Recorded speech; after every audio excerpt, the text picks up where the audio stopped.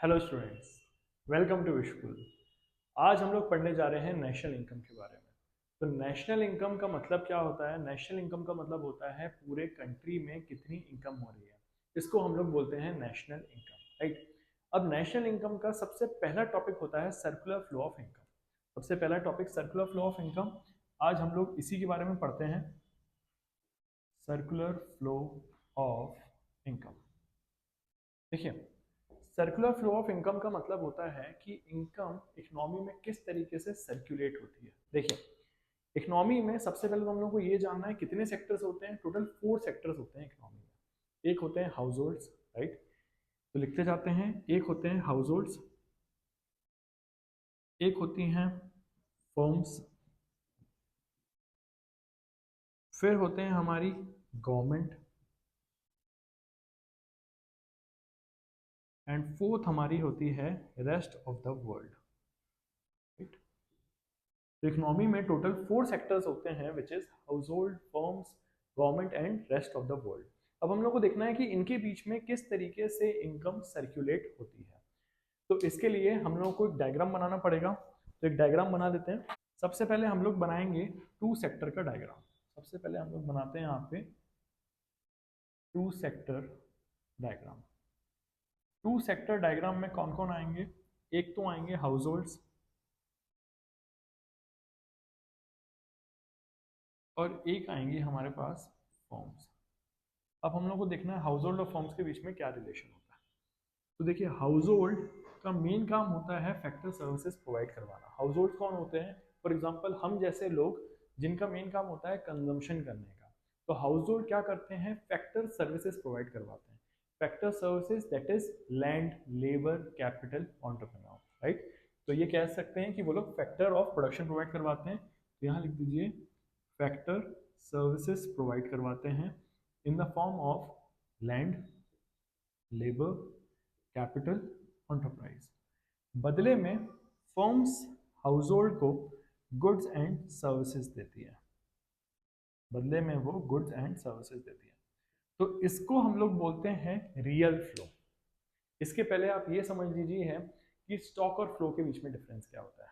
क्योंकि देखिए, स्टॉक का मतलब होता है जितना भी आपके पास at a particular point of time रखा हुआ है, कुछ भी आपके पास मटेरियल्स रखे हुए हैं, कुछ भी आपके पास है, तो उसको बोलते हैं हम स्टॉक, जिसको हम लोग एक पर्टिकुलर पॉइंट ऑफ टाइम पे मेजर कर सकते हैं। और फ्लो होता है जिसको over a period of time measure किया जा सकता है। फॉर एग्जाम्पल, एक टैंक है, उस टैंक में जितना भी पानी स्टोर्ड है उसको हम लोग बोलेंगे स्टॉक, कि हम लोग देख सकते हैं कि ये टैंक कितना भरा हुआ है। अब उसमें अगर एक टैप लगा हुआ है और कंटिन्यूसली पानी उसमें से बह रहा है, तो over a period of time हमें समझ में आएगा कि उसमें कितना पानी बह गया, राइट। तो व्हाट इज स्टॉक? जो पर्टिकुलर पॉइंट ऑफ टाइम पे मेजर होता है, and flow which is measured over a period of time, ठीक है। तो ये हमारा फ्लो कंसेप्ट है, विच शोज कि अगर इकोनॉमी में हाउस होल्ड फैक्टर सर्विसेज देंगे फर्म्स को, तो बदले में फर्म्स क्या देंगी? Goods and services. नाउ, अब हम लोगों को इसके अंदर का एक डायग्राम और बनाना है। देखिए, फर्म्स ने जैसे ही फैक्टर सर्विसेज रिसीव करी, इसके बदले में वो उनको और क्या देती हैं? Factor payments. Factor payments that is, land के बदले में क्या मिल जाएगा? रेंट। लेबर को मिल जाएंगी वेजेस, कैपिटल को मिलेगा इंटरेस्ट, और एक एंटरप्रेन्योर को रिसीव होगा प्रॉफिट। यहाँ पे लिख देते हैं, लैंड रिसीव करता है रेंट, लेबर रिसीव करती है वेजेस, कैपिटल को मिलती है इंटरेस्ट, एंड एक एंटरप्रेन्योर अर्न करता है प्रॉफिट, राइट।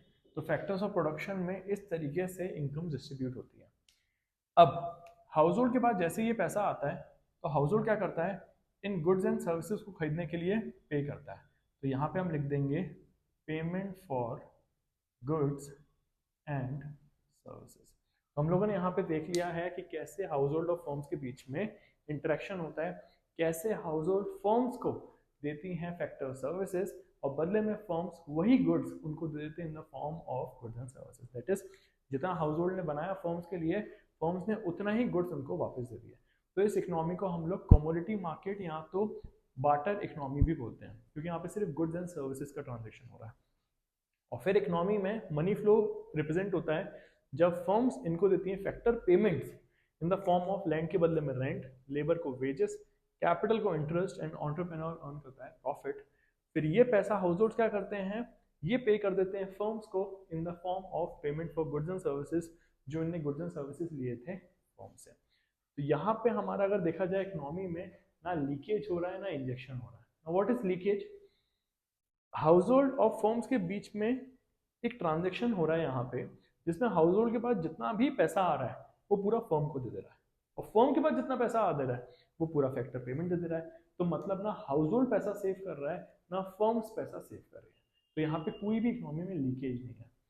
और इंजेक्शन का मतलब होता है जब इकोनॉमी में कुछ एक्स्ट्रा पैसा है। जब इकोनॉमी में सिर्फ दो ही सेक्टर्स हैं तो ना कोई लीकेज होगा ना कुछ इंजेक्शन होगा, राइट।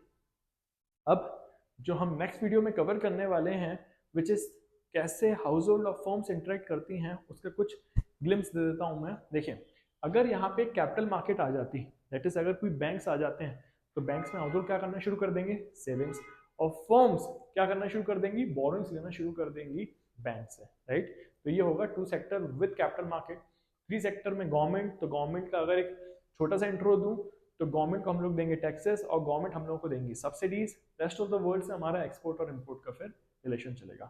तो यहाँ पे अभी हम लोगों ने कवर किया है two sector model where only households and firms के बीच में हम लोगों ने इंटरेक्शन देखा है, जिसमें आउटर लूप में हमने देखा रियल फ्लो और इनर लूप में हमने देखा है यहाँ पे मनी फ्लो, जिसमें पैसों का ट्रांजेक्शन होता है। Thank you.